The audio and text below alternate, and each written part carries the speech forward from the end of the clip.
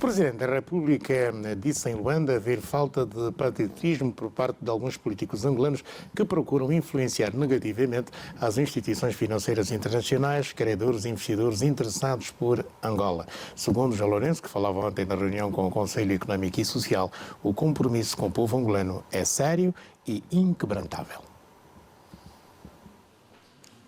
Segundo o presidente, que falava na reunião com o Conselho Económico e Social, o compromisso com o povo angolano é sério e inquebrantável e, por isso, se vai continuar a trabalhar para colocar Angola num outro patamar cada vez mais alto. Nosso compromisso com o povo angolano é sério e inquebrantável.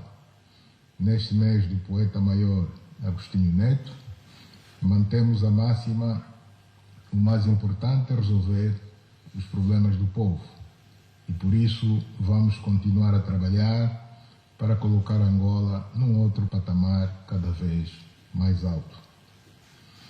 Mas infelizmente, enquanto trabalhamos para o desenvolvimento econômico e social do país, alguns políticos da nossa praça que nunca quiseram o bem da Angola e dos angolanos vêm realizando o trabalho contrário junto das instituições financeiras internacionais, dos credores e investidores, a desencorajar o investimento em Angola.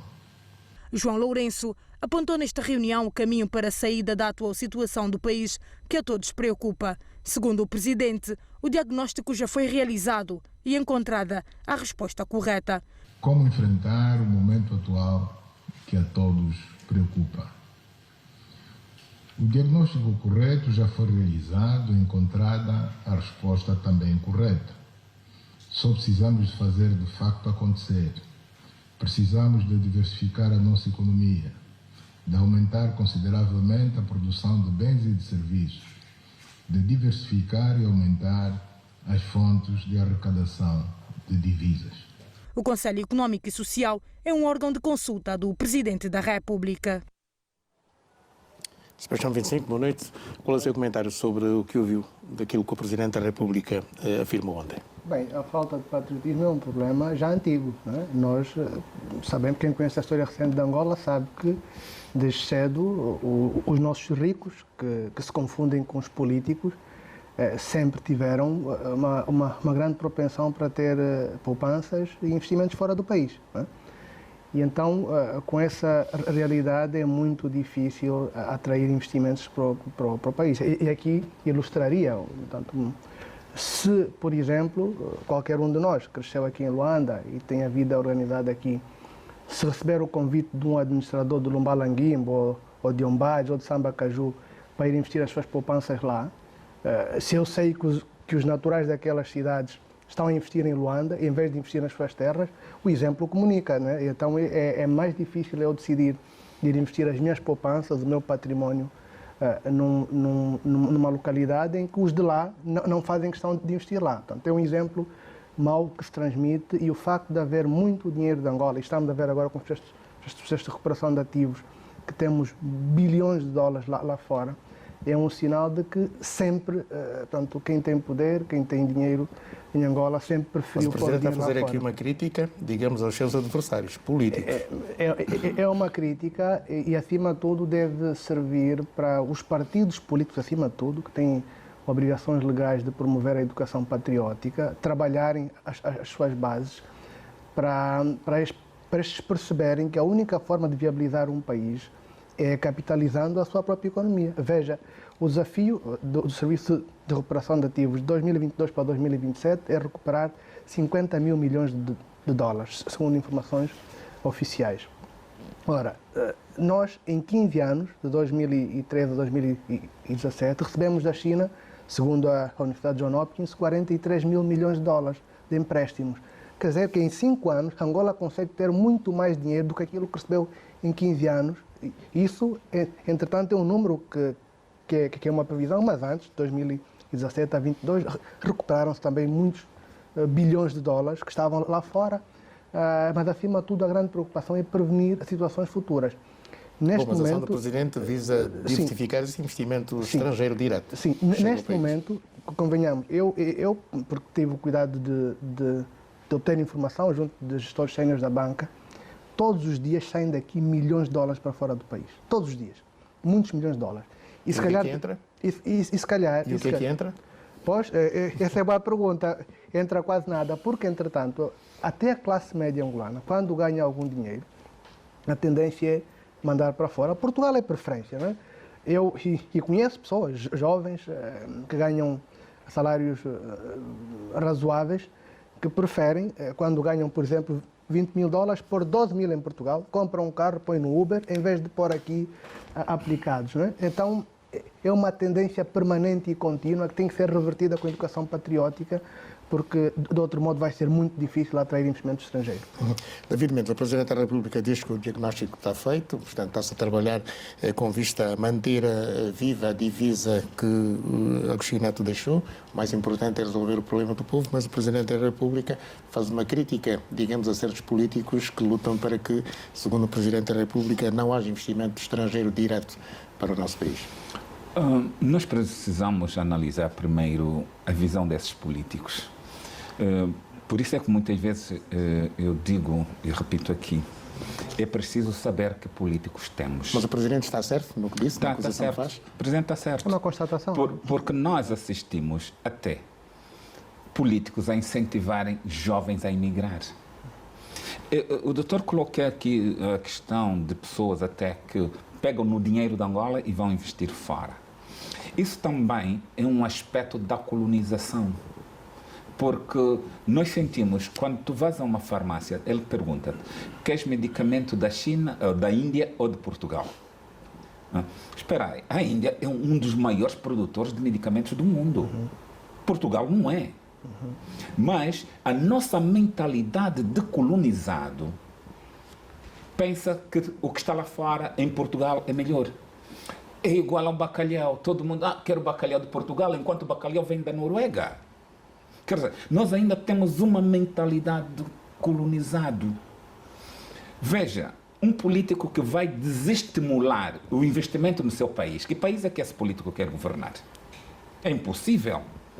Um político se apreze, luta para melhorar as condições de vida do seu povo e estimula que se invista no seu país. E se o investimento está sendo mal aplicado, cria mecanismo de protesto para que este investimento corra na dimensão do pretendido e não apoiar o desinvestimento. Esses políticos que apoiam o desinvestimento, o que é que querem? É criar um caos social. Eles querem cada vez mais que a população esteja na miséria. É por isso que, quando se quer fazer manifestações com arruaças, se vai naqueles locais onde têm pessoas com baixo nível econômico. Nós assistimos também políticos que pagam pessoas para irem no contentor tirar qualquer objeto e filmar para mostrar: olha Angola que temos. Quer dizer, esses são políticos medíocres. São políticos que querem o poder a qualquer preço. Não é isso. Um político que se preza tem, em primeiro lugar, amar o seu país. Isso é muito importante. E amar o seu país leva a amar o seu povo. E tem que lutar pelo bem-estar do seu povo. E como é que se alcança o bem-estar? Com desenvolvimento econômico. E quanto aos programas do Executivo para se resolver os problemas do povo, como diz o Presidente, ele diz que é sério e inquebrantável este compromisso. Como é que é a programação socioeconómica do chefe de Estado? Os programas podem ser sérios, mas a sua execução deixa muito a desejar. Eu às vezes me questiono, como é que uma administração municipal não tem, por exemplo, uma charrua, não tem uma niveladora, e recebe dinheiro que prefere ir entregar a uma empresa para vir fazer um trabalho pontual? Quer dizer, o dinheiro que recebem não investem em meios próprios da administração. Nós temos exemplos, nós que já vemos com alguma idade depois da independência, as chamadas câmaras municipais. As câmaras tinham meios próprios, os serviços comunitários, tinham meios próprios para a recolha do lixo, para a água, para a energia, para tapar um buraco, para fazer pequenos trabalhos. Veja, no domínio das estradas, né? Nós antigamente víamos, os cantoneiros eram casas bem feitas e que até hoje ainda estão aí. Mas o Instituto de Estrada ou qualquer coisa assim, cujo nome não me vem agora, faz umas casotas pelas estradas que não fazem nada. Temos estradas esburacadas, temos capim junto das estradas, morrem animais no meio da estrada, não tem ninguém para recolher. Quer dizer, aquilo que deveria ser um trabalho da administração pública, dos órgãos da administração pública, não são efetuados. E isso está dentro dos projetos. Tu vais em determinadas cidades e o que é que você vai deparar? Estão a fazer ações a nível do PIME, né, que demoram dias. Como é que se constrói uma escola que na primeira enxurrada a escola desaparece? Basta um vento, as chapas estão para o ar. Então nós temos que refletir, né, a execução dos programas. É preciso que se crie órgãos de fiscalização da execução dos programas. A título de exemplo, pode-se, no domínio da construção de escolas, haver escola modelo. Não é cada administração, cada governo provincial constrói a escola que quer, constrói o hospital que quer, o posto médico que quer. Não. Deve-se criar um projeto modelo em que todos os órgãos devem seguir. Se uma escola de 5 salas, o modelo é este. E há o preço para este modelo é X, acrescido da diferença resultante da localização. Porque há projetos que estão muito mais distantes da fonte da matéria-prima, exige mais transportação, procura dos meios. Há um acréscimo sobre estas construções. Mas não podemos continuar a assistir que cada um faz um orçamento de sua escola com as características que quer e no preço que quer. O Estado tem que ultrapassar isso. Qual é o modelo? E deixa aqui dar 2 exemplos muito simples. O mercado do Quinaxis, que foi demolido, o mercado municipal do Lubito e o mercado de Benguela têm a mesma característica. Se formos a ver as administrações colonial em várias localidades, todas elas têm o mesmo padrão. As escolas rurais, todas elas têm o mesmo padrão. Isso para quê? Para que se controle, né, a execução financeira. Então, nós temos que ter uma visão de execução financeira. Cada um não pode fazer o projeto que quer. O Ministério das Obras Públicas cria os projetos para as grandes cidades, para as pequenas cidades e para as localidades. E avalia-se o preço de cada um de acordo com as suas circunscrições. E não podemos continuar a assistir isso, que cada um pega no preço que quer, entrega na empresa que quer, a administração que não tem um único trator, há um rompimento de água, se vier a empresa de água superar, depois já não tem a empresa para tapar o furo, se a eletricidade tem que abrir o chão, depois já não tem como tapar porque não tem asfalto, porque tem que buscar uma empresa para asfaltar. Quer dizer, isso assim não vamos chegar lá. Depois pensem qual deve ser então a programação socioeconómica do Presidente para manter viva esta chama. Eu acho que a questão é mais cultural e pedagógica. É cultural e pedagógica. Porque as pessoas têm que perceber que são seres culturalmente localizados, não é? Têm que perceber a sua história enquanto povo, enquanto comunidade, Mas para cumprir esta divisa social que o Presidente quer, para manter viva a chama isso é uma questão de educação, Amílcar. Eu tenho que perceber que tenho que cuidar da minha casa, em vez de cuidar da casa do outro. Não é? E isso passa por um processo de descolonização do pensamento. Nós ainda temos o pensamento colonizado. Nós temos exemplos nos anos 80 e temos até hoje, de técnicos que foram se formar fora do país e quando chegaram, se irem implementar receitas, entre aspas, europeias, que fracassaram aqui. Há um exemplo muito comum e está numa aula de sapiência do Frei João Domingos, falecido. Ele diz que nos anos 80, um grupo de estudantes de medicina que veio de França, quando chegou ao Ministério, encontrou uma categoria de funcionários que eram os agentes comunitários, agentes sanitários da comunidade, que contactavam com as pessoas em língua local. E o trabalho dele era sensibilizar as famílias para terem cuidado com as fontes de cólera, bilharziose e outras doenças.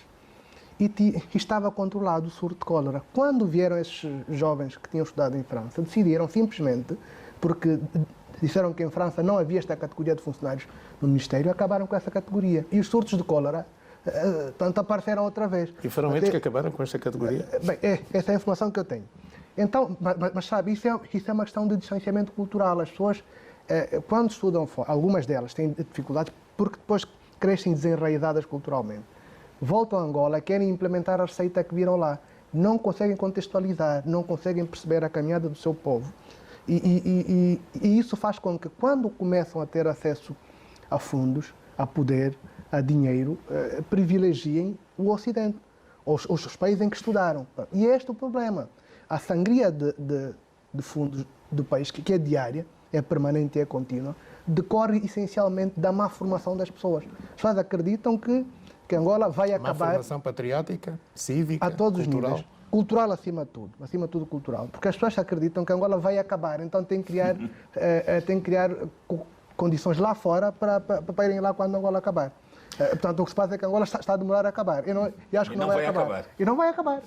Avancemos, os cidadãos dos países do G20, as maiores economias do mundo, já não precisam de visto para entrar no nosso país. A isenção foi aprovada em Conselho de Ministros, assim como a simplificação de procedimentos para concessão de vistos. A medida visa estimular a economia nacional e impulsionar a criação de empregos em Angola.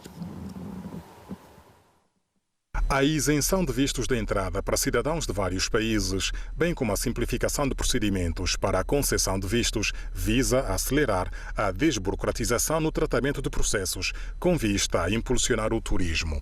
Entretanto, não se pode descurar da relevância da medida para estimular o interesse de estrangeiros em descobrir oportunidades de investimento que possam ser um fator para a sua opção em trabalhar no país. Trata-se de um diploma que pode mudar todo o cenário econômico nacional, desde já porque a entrada e permanência de turistas e potenciais investidores estrangeiros vai impactar diretamente não apenas sobre o turismo, mas também em todo o setor da economia nacional, que espera ser beneficiado com a abertura de novos serviços e oferta de novos postos de trabalho. Um fator que pode funcionar como uma lufada de ar fresco, sobretudo para absorver a força de trabalho jovem, num país onde o capital humano é essencialmente formado por pessoas dos 18 aos 35 anos de idade. Do conjunto de diplomas aprovados pelo Conselho de Ministros nesta quarta-feira, destaque também para o regime jurídico do subsistema pré-escolar, para regular a organização, funcionamento, controlo e supervisão de instituições de educação pré-escolar. David Mendes, estamos aqui a falar de uma medida que abrange cidadãos de países das 20 maiores economias do mundo, mais a União Europeia. Era uma medida que muitos empresários angolanos e não só aguardavam muito. Algumas questões que me custam acreditar. Por que o G20 e não, por exemplo, os cidadãos da SADC? Eu acho que os cidadãos da SADC têm mais interesse na isenção de vistos do que o G20. Por que é que foram deixados de parte? Ainda há dias tivemos aqui a reunião da SADC. Por quê? Desta reunião da SADC só entra apenas a África do Sul. Sim, por quê? Por que é que nós não abrimos a região da SADC? Por que é que não abrimos para os países da CPLP? Por quê? Porque é o G20. Mas percebe o alcance desta medida? Não, eu não percebo. E eu fui vendo os países do G20. Faltou-me aqui uma explicação. São aqui cidadãos de 4 continentes. Sim, não, os interesses. Eu tenho mais interesse, eu, enquanto indivíduo, enquanto cidadão angolano, em me relacionar com o pessoal que está aqui na África do Sul, no Zimbábue, no Botsuana, Suazilândia, Moçambique, para não dizer a RDC, que têm mais interesse em virem para Angola, em manter relações económicas privilegiadas com Angola. O livre comércio que tanto se propaga na região da SADC, tem que ser acompanhado com a livre circulação de pessoas e bens. Por que o G20? Estava dizendo quando aparece a União Europeia, me questiona, União Europeia ou países da União Europeia? Fica um bocado difícil a análise, porque a União Europeia não é um país. Não, os 27 da União Europeia. Não, porque o G20, 19 países, 19 mais União Europeia. Aqui, Esta é a composição hoje do G20. Sim, aqui quando se fala a União Europeia, instituição ou países da União Europeia. Porque no G20 você tem países europeus. Claro. Então, a União Europeia entra aqui como país, como um conjunto de países, e os seus cidadãos vão se beneficiar disso, ou a União Europeia como uma instituição e não como um Estado. Quer nos dizer cidadãos da União Europeia? É diferente. Não é? Mas eu discordo completamente dessa discriminação. Sebastião Vicente, concorda ou não concorda? Bem, eu acho que a medida é interessante, é pertinente e vai obrigar depois a cadeia de negócios do turismo a reagir a esta medida. Não é? Se há esta abertura, portanto, para viagens de negócios e de turismo, por curtos períodos, até 30 dias, creio que é esta a medida, vai estimular a hotelaria, vai estimular a restauração, vai estimular outras atividades conexas ao turismo. Portanto, a questão agora é esperar, é saber se estes cidadãos destes países vão sentir atraídos para vir a Angola. Né? Creio que se adotou esta medida é porque terá havido pelo menos um levantamento em termos de pretensões, de interesses de pessoas destes países e da União Europeia para virem a Angola, nem que seja em viagem exploratória de negócios. Né? Mas creio que é uma medida interessante. Depois, há um segmento do turismo, e eu constatei isso em alguns países africanos, de aposentados europeus que têm a curiosidade de conhecer países africanos, organizam excursões, alugam aviões ou embarcações e fazem passeios por países africanos. Esta é uma vantagem para os países que querem receber esse tipo de turistas, né? E creio que é uma medida que vai estimular, por outro lado, todos os outros atores do segmento a lançarem mãos à obra e a ver o que é que podem... É que dentre essas 20 maiores economias do mundo, Angola só não tem relações com um único país, no conjunto desses 20, que é o Irão. Tanto quanto sei. Sim, em todo caso, bem, isso sim, mas pode vir a ter relações com o Irão, não é? Porque Angola até tem boas relações com o mundo árabe, na verdade. O Irão pode vir a ser um parceiro mais tarde ou mais cedo, mas a ideia é de se promover a imagem de Angola. E creio que há um programa nesse sentido. Parece que Angola vai comprar espaços na Liga de Futebol inglesa para vender a imagem do país, tal como fez o Ruanda. Né? Já fez com um clube, com o Wolverhampton? Com o Wolverhampton, pois. Então, creio que são ações que se enquadram nesta estratégia de venda da imagem de Angola. Nós sabemos, todos nós, somos honestos e percebemos que não é fácil atrair pessoas para vir a Angola. Né? Mas esperamos que com estas campanhas e com algum investimento no setor do turismo se consiga atrair pessoas para virem cá. Deixa-me só dizer uma coisa. É errado pensar que o turista é só o europeu. Eu estive em Swatini e a maioria dos turistas que estavam lá eram africanos. E nós temos uma visão, para mim, até racista. Quando se faz publicidade de turismo, tem que pôr um branco, não se põe um negro. Porque se pensa que só o europeu... Em Angola? Sim, em Angola. Porque se pensa que só o europeu faz turismo. Tem capacidade financeira para vá à África do Sul. Vá à África do Sul, que é um dos países que tem um grande índice de turismo. Vai encontrar nos hotéis, a maioria dos turistas são negros, não são europeus. Não, o que se passa é que a medida é para beneficiar um grupo de países, entre os quais países europeus. Portanto, estamos a referir-nos a isso. Claro está que o turismo regional é interessante, mas ainda é muito tímido. Não é? Há poucos africanos a circularem aqui. Por que nós temos medo, por exemplo, do turista nigeriano? Não é? A Nigéria, ao contrário do que muitos pensam, acho que pouca gente conhece a Nigéria é um país com ricaços. Com gente Angola, com mas dinheiro. Mas o G20 só tem 7 países europeus, membros deste grupo, de países mais Sim, ricos do mundo. e a minha questão é... Estamos a falar de um grupo com 20 países. Por que é que não colocamos os olhos para a África também? Por quê?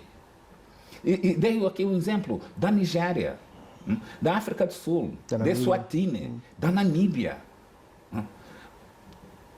Quem anda pela Ethiopian Airlines vai ver que no aeroporto da Etiópia a maioria dos passageiros são negros.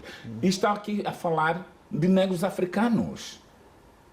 A Etiópia anda em todos os cantos da África a recolher passageiros. E o ponto de encontro é na sua capital, em Addis Abeba. Daí, transporta para outras partes do mundo. Então, É um hub, este é o objetivo também do aeroporto por exemplo, internacional. nós fazemos turismo de saúde em Cuba. Por que é que não isenção de visto com Cuba? Por que é que não? Até por razões históricas. Por que é que não isenção de vistos para os cubanos? Nós até temos uma dívida moral com Cuba que deveríamos ter dado prioridade a Cuba para as nossas relações fluírem melhor. Quem sabe poderá ser um dos objetivos próximos do Presidente João Lourenço quando Por isso não chegar à podemos ter medo de criticar o que está mal. Não podemos ter medo de criticar o que está mal. Não tenhamos ilusões que a Europa vai deixar de ir a Cabo Verde, que vai deixar de ir a Marrocos, que vão deixar de ir aos grandes locais de turismo, como o Quênia, só porque em Angola já não há visto. Isso é mentira, é ilusório. Mas aqui há elementos importantes. Nós temos marcos históricos importantes que são estudados internacionalmente. Olha o Columbimbi, por exemplo. Quer dizer, e é normal, é expectável que pessoas estudiosas com grande interesse cultural venham a Angola para visitar esses pontos O doutor turísticos. tem noção da estrada Luanda-Mbanza-Congo? Tenho, eu costumo ir a Mbanza-Congo. O doutor tem noção do preço dos hotéis e a qualidade dos hotéis? Tenho noção disso. Então, Tenho noção disso. ninguém sai, doutor, vamos aqui ser realista. Por exemplo, de França, né, para vir ver o Columbimbi e voltar. Não, desculpa. O turista precisa de muito mais. O Columbimbi pode ser a atração, mas precisa de ter outros serviços complementares. E para quem vai a Mbanza-Congo sabe que depois das 19 horas já não tem nada. Essa é a questão. Portanto, se a medida for implementada e atrair investidores, aliás, visitantes, é normal que haja investimentos para compor a cadeia do negócio, não é? Desculpa, eu não Tem que começar concordo por com algum isso. lado Não, também, né? Não, eu não Há concordo que convir com que tem que isso. começar Nós temos por o algum lado lado. que nós temos que começar é a livre circulação de pessoas e bens a nível da África Austral. Nós temos que abrir isso. A livre circulação de pessoas e bens na África Austral. E esse é o caminho certo. E é uma das tarefas da presidência de Angola nos próximos tempos, uma vez que o chefe de Estado assumiu a presidência da SADC. Avancemos. A Comissão para a Implementação do Plano de Reconciliação e Memória das Vítimas dos Conflitos Políticos terá localizado os restos mortais do general Bock e da antiga mulher do líder fundador da UNITA, Jonas Savimbi. As escavações realizadas na província permitiram ainda a localização das ossadas de outras altas patentes das extintas. Fala o braço militar da UNITA. As buscas da Civicop decorreram na comuna do Luando, município do Coemba, a cerca de 200 quilómetros da província do Bié. No local, e depois de um profundo trabalho de perícia, foram localizados 4 túmulos, onde, segundo testemunhas, estavam depositados os restos mortais de altos comandantes das extintas FALA, antigo braço armado da UNITA. Entre as vítimas, o destaque vai para os generais Armando Júlio Tarzan, Altino Sapalalo Bock, António Moura, Perestelo e o general Antero Vieira, cujos filhos há muito clamam pelas ossadas do pai. Todas as tentativas em busca de uma explicação junto da direção da UNITA não tiveram resposta. Não respondeu à carta, até agora há um silêncio total. Nós fizemos essa carta no sentido da direção nos apoiar, mas é apoio no sentido de nos ajudar a localizar. O pai não morreu na frente do combate, se pode dizer. Ele foi morto mesmo por membros da UNITA, né?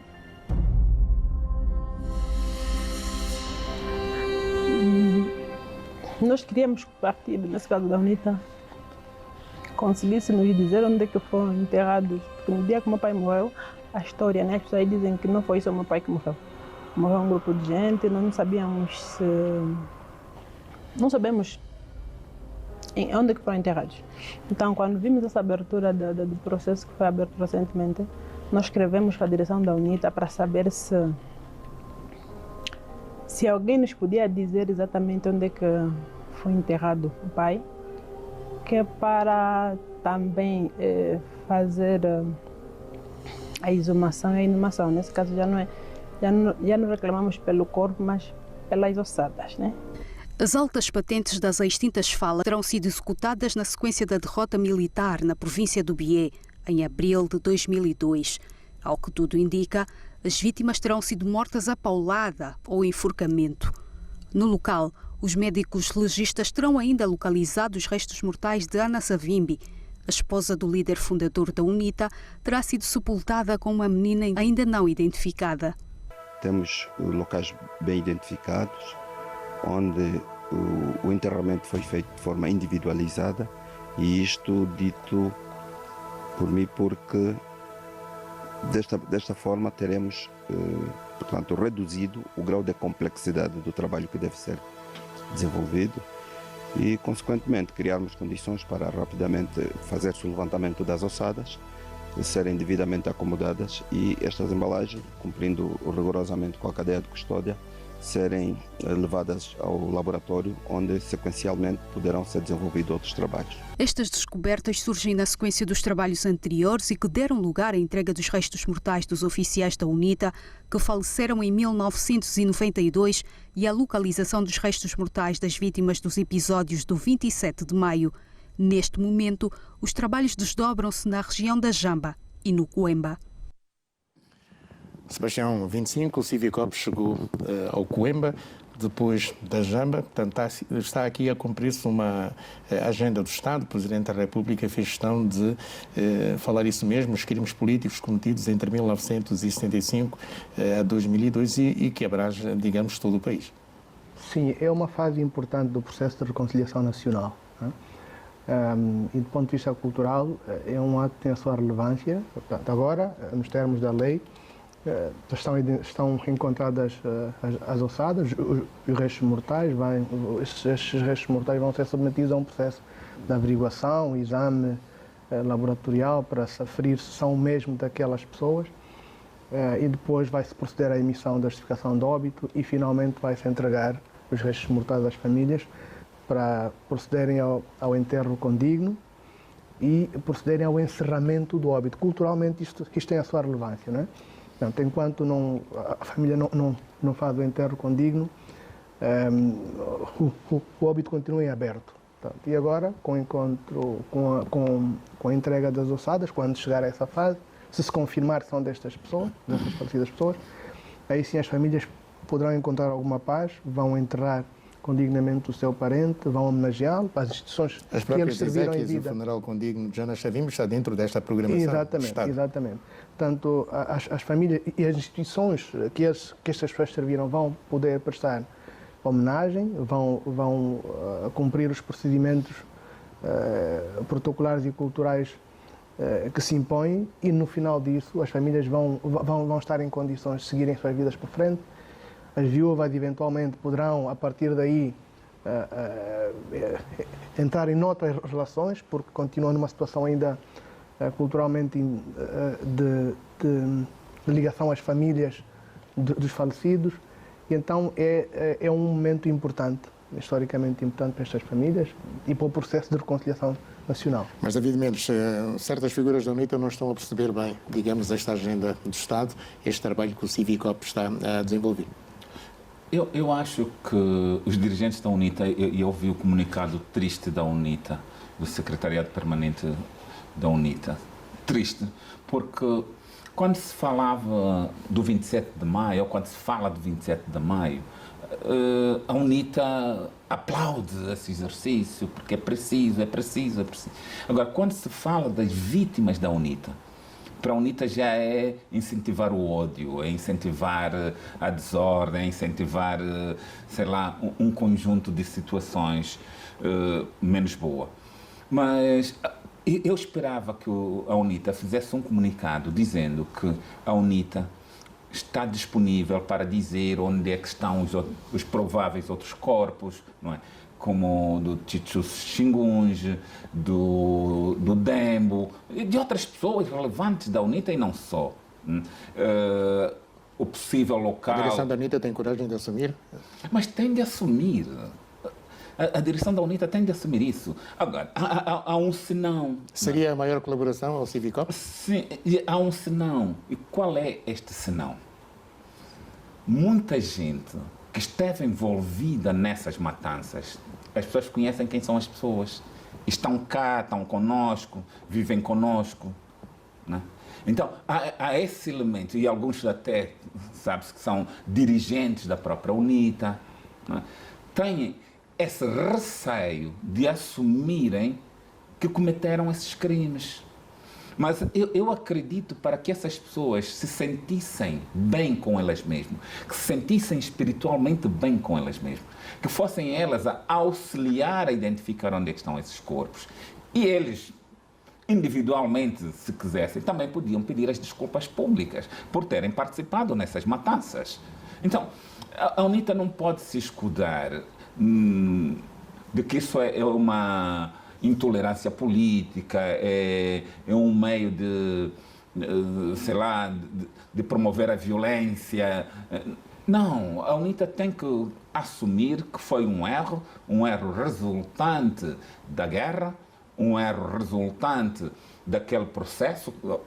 Nas guerrilhas, e qualquer guerrilha tem dessas coisas, não é? Mas não vir aqui a dizer que não se deve exumar esses corpos. Eu acho que a UNITA está errada. Sebastião 25. O Partido UNITA deve colaborar para identificar os lugares onde terão sido enterrados figuras da UNITA? Há informações que nós não dominamos e eu não sei se a UNITA não está mesmo a colaborar. Mas está o comunicado que a UNITA fez. Não sei. A UNITA fez um comunicado. Ok, mas sim, mas em momento algum eles dizem que não estão a colaborar. Não é? Portanto, eu preciso ter acesso a mais informação para ter um juízo de valor, para emitir um juízo de valor. Não é? Mas a verdade é que este processo deve ser abordado... Mas está a colaborar, deve assumir publicamente que está a colaborar com o Civicop, não? O que eu acho, Amilcar, é que este processo deve ser abordado com muita sensibilidade, com muitos cuidados, tendo em conta a natureza e a possibilidade de criar, sei lá, uma situação completamente desagradável. Não é? Uma coisa é certa, ninguém vai ser responsabilizado criminalmente por ter dito que matou ou deixou de matar. Portanto, isto é ponto assente. Portanto, o processo de Lusaka não abordou a questão dos crimes de guerra e então há essa tranquilidade para as pessoas fazerem... Há amnistia até, há uma amnistia geral. A amnistia dá tudo isso. Portanto, então, não há cá o receio de responsabilização criminal. De modo que toda Mas o Presidente já pediu perdão por todos os crimes cometidos em 75 e 2002? Exatamente. Em todo o caso, estas questões são muito sensíveis, não é? Dizer, olha, as pessoas que mataram estão aqui, não estão, quer dizer, pode ser, portanto, a abordagem pode ser muito ofensiva eventualmente, e as pessoas estão também envergonhadas por terem participado disso. Então, tornar pública a vergonha é difícil, eu imagino que seja um tema muito complexo. Mas, acima de tudo, temos que perceber que a forma como se trata disso pode diminuir o foco de tensão política, não é? Se há, e é previsível que os partidos abordem a questão com uma sensibilidade muito política, não é? E isso há de causar a reação que eventualmente estamos a ver da UNITA, mas também podia ter causado uma reação semelhante se fosse uma abordagem da UNITA em relação ao 27 de maio. Não, desculpa. Há um dia que eu falei aqui nessa... É um tema muito sensível, Há um dia que eu falei aqui nessa televisão que o assunto de 27 de maio devia ficar para o passado. O que é que andaram falando nas redes sociais? Não pode, estamos a tentar lavar a imagem das pessoas, que estamos não sei o quê. E agora já é o inverso. Espera aí, não é? Então, pedir que o 27 de maio seja uma questão do passado, entra na nossa história para que não se volte a repetir. Não vamos esquecer, porque é impossível esquecer a história. Mas foi um marco da nossa história que devemos ter presentes para que não se repita. Sim. Não, a preocupação que tenho toda a vida é evitar... Aliás, em relação ao 27 de maio, o Presidente da República assumiu todos os riscos. Sim, apreciações muito pró-Vitor, pró-MPLA. Este é o perigo que há, não é? A ideia é, nós enquanto sociedade, percebermos que este processo tem de ser tratado com a sensibilidade que se impõe, sem emoções políticas. Porque senão vamos assistir a estes. Mas não deve haver episódios. seletividade entre o 27 Claro de está maio que e não. os crimes. Claro está que não. As pessoas têm que assumir o procedimento é o mesmo é preciso que para as uns famílias, e para outros. sim, é preciso que as famílias sintam que conseguiram, no mínimo, realizar um funeral condigno para os seus. Isso é o único. Isso é o mais importante, Sim. culturalmente. Agora, é mais se é da importante. UNITA, se é do MPLA, se é da FNLA, não, vamos... Abrir feridas não. O receio é de abrir feridas que estavam a ser fechadas já. Não é? E o processo de reconciliação é um processo de fechamento de feridas que foram abertas durante muitos anos. Só. O que for possível ser feito para evitar este cenário de abertura de feridas é tentar ser feito para preservar como a paz foi feito e a reconciliação. com honras, não é? O funeral do presidente da UNITA, Jonas Savimbi, não abriu ferida nenhuma. Não abriu. O presidente João Lourenço deu todas as condições para que ocorressem. Então, por que com outras pessoas é abrir feridas? Por quê? Então, é um cenário. Então, temos que compreender. Estamos aqui a abordar hipoteticamente. Não, temos que compreender. O que eu sublinho é que temos que olhar para isso sem pendor político ou partidário. E a família de Jonas Savimbi pediu a Isaías Samacuva que fosse ter com o Presidente da República no sentido de ajudar na criação de uma instituição.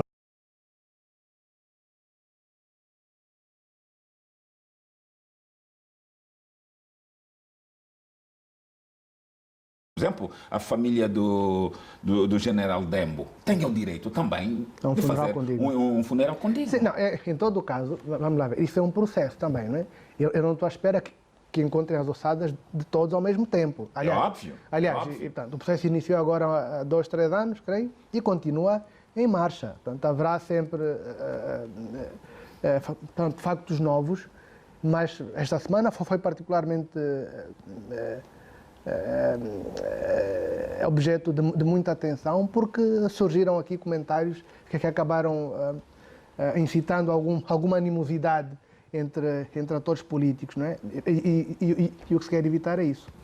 Avancemos. O chefe de Estado de Angola, João Lourenço, e do Congo, Denis Sassou Nguesso, condenaram a tomada do poder pela força na República do Gabão, tendo apelado ao respeito pela integridade física do presidente Ali Bongo Ondimba e da sua família e também de altas entidades das instituições do Estado gabonês.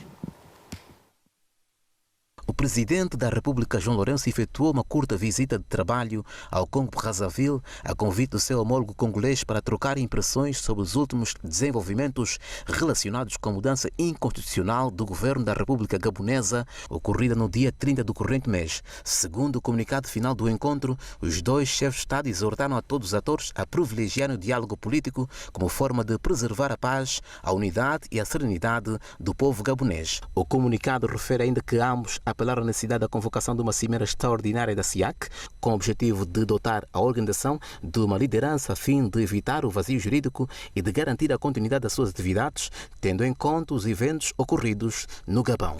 O presidente João Lourenço e o seu homólogo do Congo sublinharam ainda as relações históricas excelentes de amizade e cooperação existentes entre os dois Estados e decidiram manter consultas regulares sobre questões de interesse comum, contribuindo para a preservação da paz na sub-região.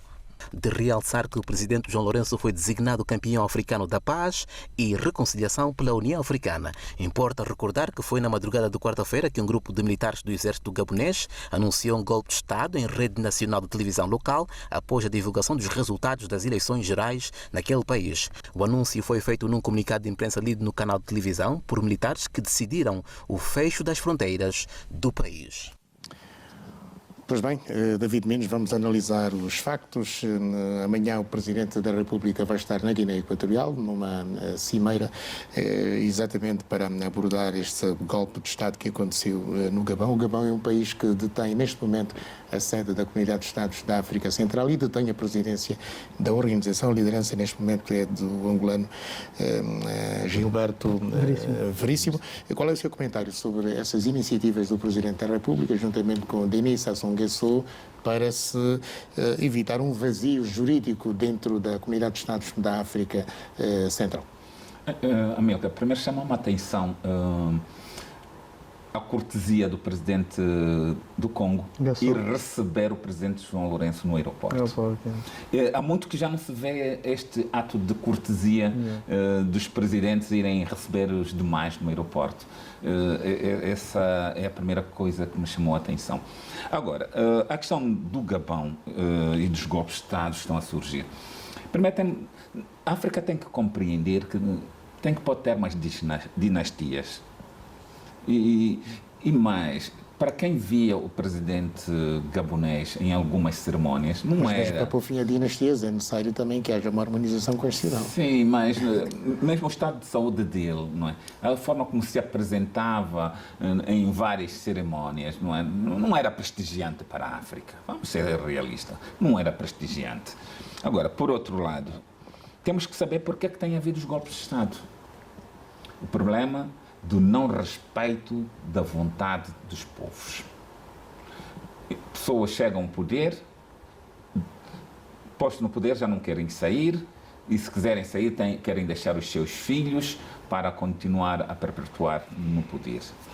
É óbvio que os militares são o garante da estabilidade da nação. Mas valida este golpe de Estado que ocorreu no Gabão depois das eleições? Não. Eu sou contra os golpes de Estado. Eu sou contra os golpes de Estado. O líder golpista toma posse amanhã. Sim, mas temos de refletir as razões dos golpes de Estado.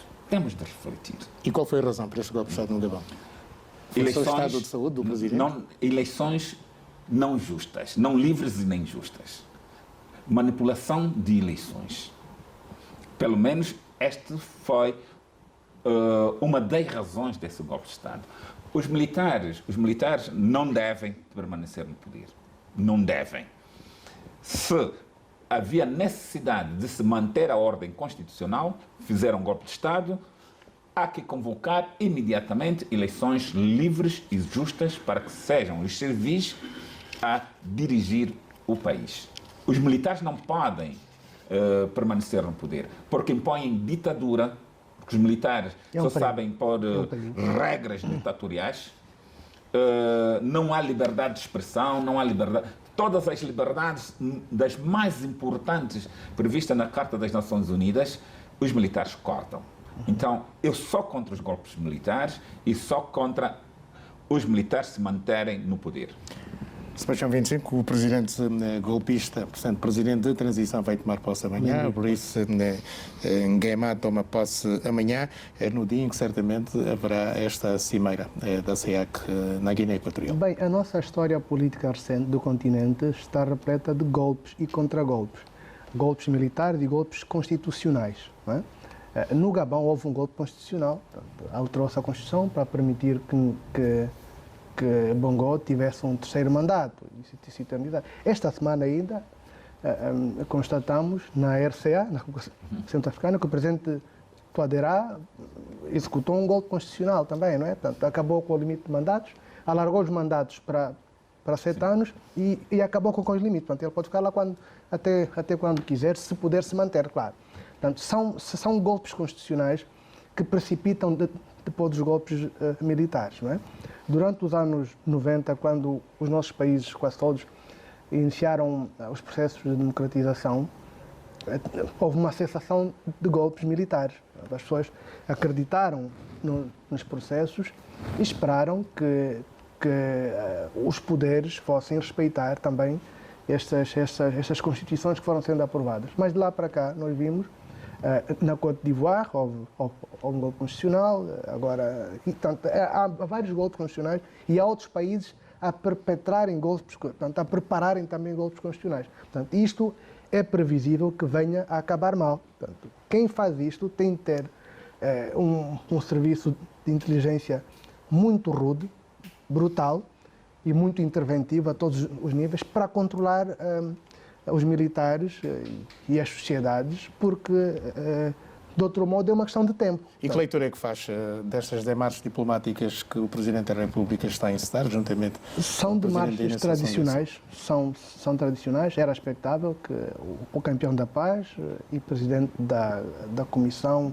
dos Grandes Lagos fosse movimentar-se para encontrar uma saída diplomática. É pouco provável que se consiga hoje, não é? À semelhança do que ocorreu no Níger, no Mali, no Burkina Faso. Não estou à espera que o líder ditador, depois de ter conseguido o golpe, que é uma operação difícil, convenhamos, venha a entregar o poder só porque os líderes regionais disseram para entregar a um civil. Portanto, a África Central é também uma zona de influência, digamos. Exatamente. Eu estou à espera que se proceda a uma transição, e há de demorar pelo menos 1, 2, 3 anos.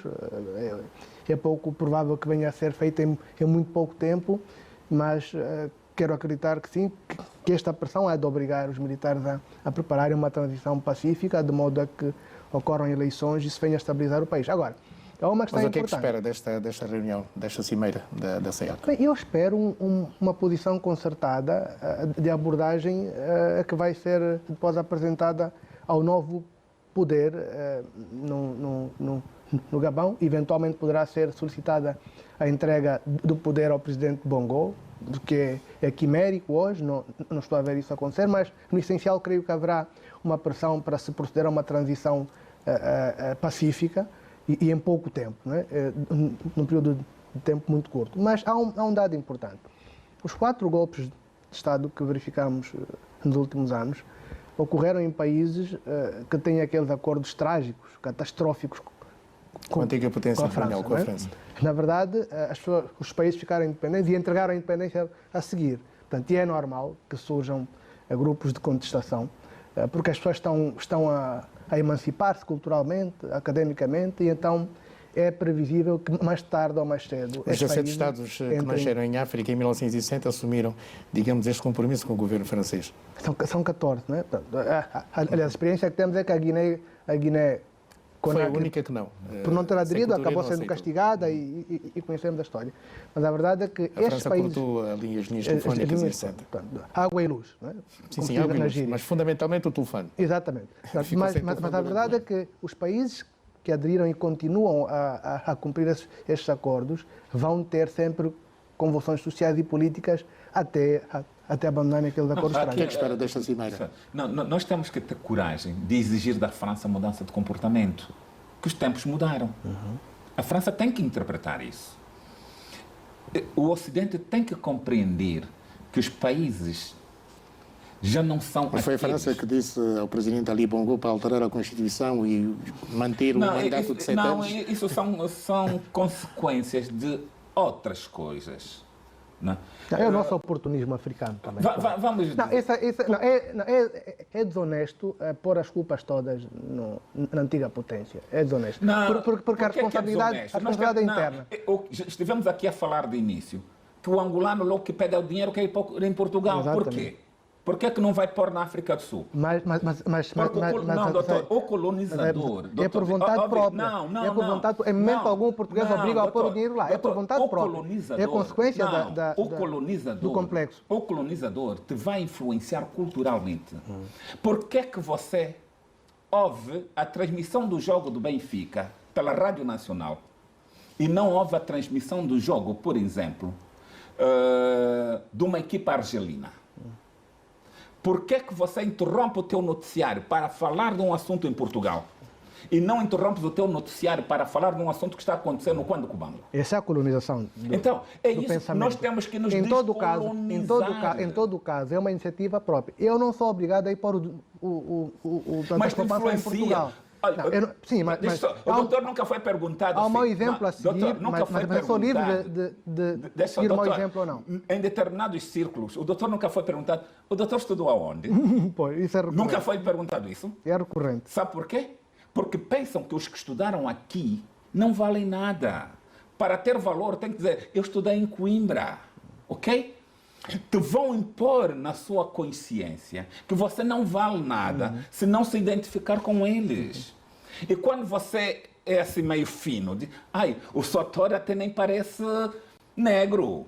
Eu já assustei com isso. Não parece negro, parece o que é. Esse comentário é racista, claramente. Pois bem, meus caros, vamos avançar. Mais de 100 jovens angolanos foram submetidos a trabalhos forçados em fazendas na zona do Kikuchi, em Luanda, durante uma mega operação dos órgãos de defesa e segurança. Foi possível deter 3 cidadãos chineses supostos proprietários das referidas fazendas. A história triste vem da zona do Kikuchi, no município de Viana. A primeira fazenda atuada, as irregularidades começam logo nos químicos usados para a plantação agrícola. Boa parte deles, conforme nós podemos notar aqui, eles estão caducados já desde 2020 e 2017, o que por si só acarreta muitos riscos para a produção agroalimentar. Estes contentores são os locais onde os trabalhadores são acomodados. As imagens falam por si. Esse remédio só domina nesses traques aí. E como é que é a condição de mosquito e tudo mais? Usamos o dragão. Usa dragão. Neste contentor, sem janela, sem nada. E agora, é a janela mesmo e a porta que não fecha devidamente. Já nesta outra quinta, os problemas começam logo na alimentação. O arroz confeccionado apenas com água e sal é consumido diariamente. Tirar um pouco de sal, sem óleo, só cozinha assim. Só mesmo assim. Esta é a água que, segundo informações, os angolanos usam. Só para teres uma ideia, esses tubos que ligam aqui ao tanque d'água estão diretamente ligados ao quarto de banho que os chineses utilizam. Se ele fizer uma descarga lá em cima, no quarto de banho,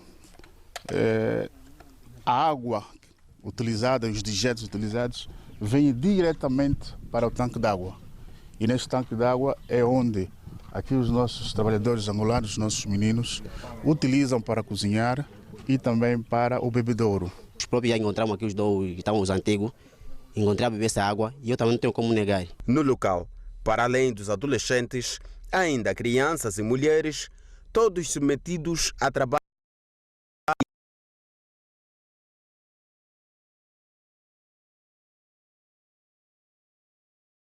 É chocante. É chocante. Chocante. O que vimos, e as autoridades sabem o que fazer.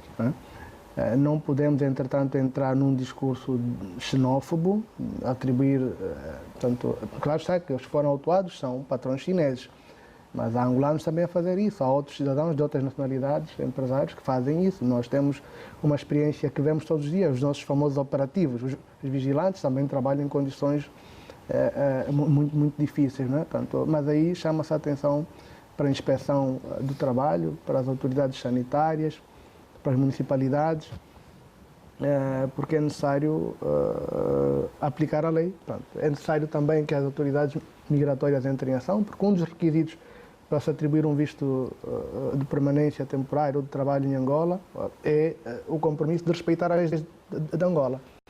Se os investidores, se estes empresários não respeitam a lei de Angola, as autoridades têm competência para aplicar as medidas que se impõem. David Mendes? Isso é só um dos milhares de casos. Isso é só um dos milhares de casos. Aqui as indústrias que funcionam em Angola e particularmente em Luanda não se respeitam a higiene e segurança no trabalho. Os salários são salários de miséria. Salários de miséria. A Inspeção Geral do Trabalho não funciona, não atua. Dá pena, né, dizer que nós somos escravos da nossa própria terra. É revoltante, sabe? Nós não podemos continuar a aceitar que nos tratem na nossa própria terra como escravos. Onde é que estão as instituições do Ministério do Trabalho? Onde é que está a inspeção? Este só é um caso. Este só é um caso. Se andarmos nessas empresas que estão por aí, é vergonhoso. É vergonhoso. Então, nós temos que procurar dar dignidade aos angolanos. Não é aceitável. Nós vamos, às vezes, em algumas empresas, não é? Em que o estrangeiro, um estrangeiro, ganha o equivalente a que recebem 100 trabalhadores angolanos. Onde é que nós queremos ir? Tu vais para determinados restaurantes ou hotéis em que uma noite custa $200 e o trabalhador angolano ganha 25 mil kwanzas. Quer dizer, as pessoas vêm para aqui enriquecer-se e deixam o angolano na miséria. Nós temos de ter coragem de dizer basta. Nós temos de ter coragem. Isso é ser patriota. Ter coragem de dizer basta a colonização, basta o neocolonialismo. É ser patriota.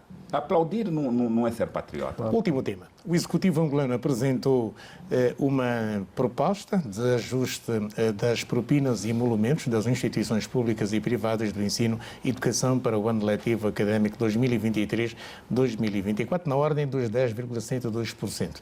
Segundo o documento a que tivemos acesso, o valor das propinas e emolumentos continuou sob o regime de preços vigiados e a sua base de cálculo para o ajuste anual passa a ser feita levando em consideração a taxa de inflação homóloga do mês de maio de cada ano civil, publicada pelo Instituto Nacional de Estatística. Deste modo, para o ano letivo e académico 2023-2024, tendo em conta que a taxa de inflação homóloga de maio de 2023 se situou nos 10,102%, o decreto executivo conjunto que vai ser publicado estabelece esse limite para a variação do valor das propinas e emolumentos dos diferentes subsistemas de ensino. Qual é o seu comentário, David Mendes?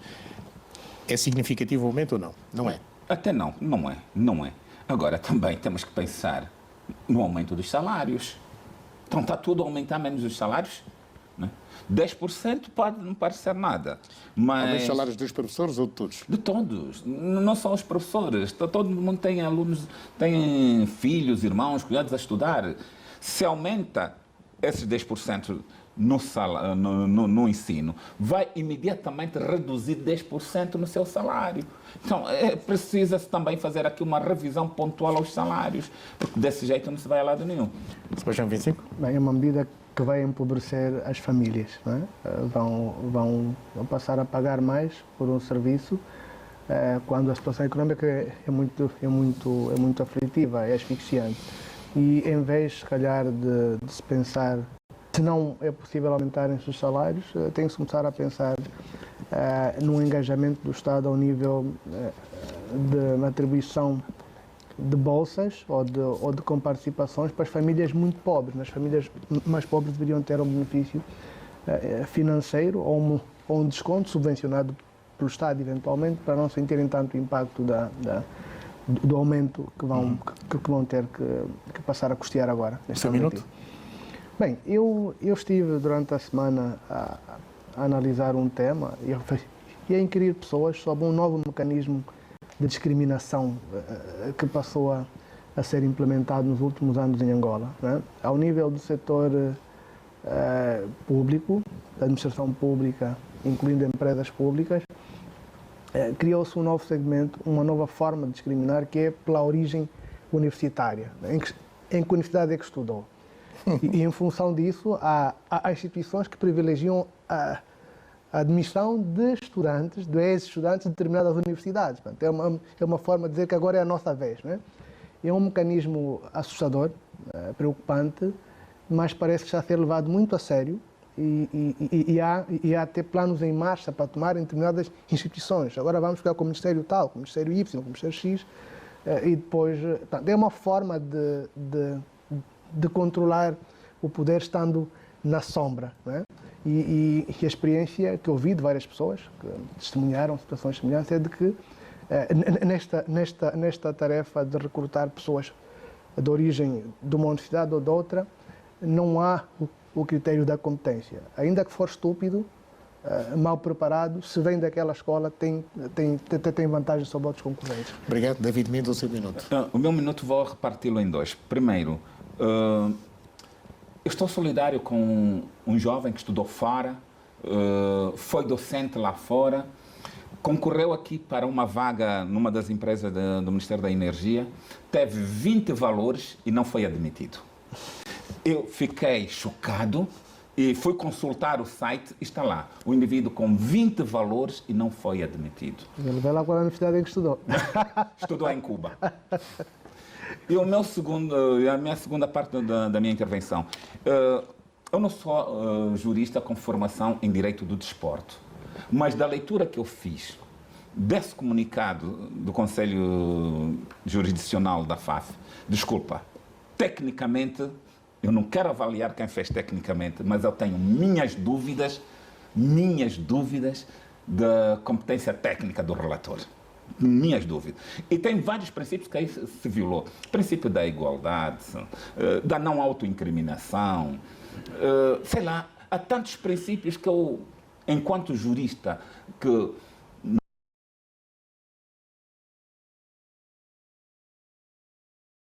damos conta que esse processo tem erros graves. Tem erros. Como é que vai-se exigir que alguém se auto-incrimine? Como é que se vai mandar alguém ir às redes sociais procurar um elemento de acusação? Desculpa. Se dissesse que foi pago para perder, eu ainda dizia, pá, agora foi pago para ganhar. Então, quando se entra no campo, entra-se para quê? É para perder ou para ganhar? Há erros básicos e a medida nem é proporcional. Desculpa, eu não sei, não conheço, peço as minhas sinceras desculpas, colegas que são formados na área do direito desportivo, não é minha área. A medida não é proporcional. Não é proporcional. Os factos conforme são apresentados e a medida aplicada, para mim, não é proporcional. David Mendes, Sebastião 25, foi um prazer. Boa noite. Termina aqui a revista Zimbro.